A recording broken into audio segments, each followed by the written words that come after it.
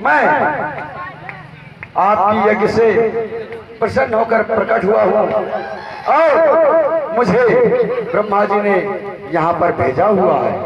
प्रणाम अग्निदेव। यशस्वी भव राजन, हे राजन, आपकी यज्ञ पूरी हो चुकी है।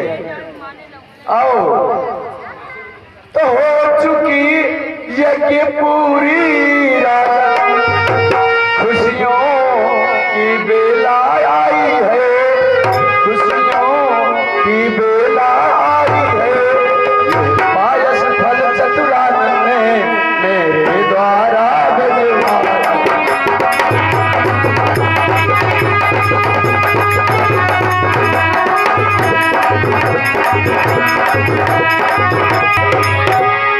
उठो,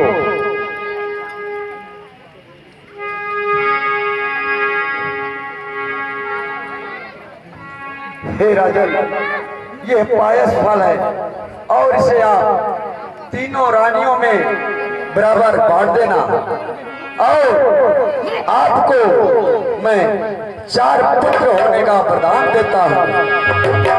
आपका बहुत बहुत धन्यवाद अग्निदेव।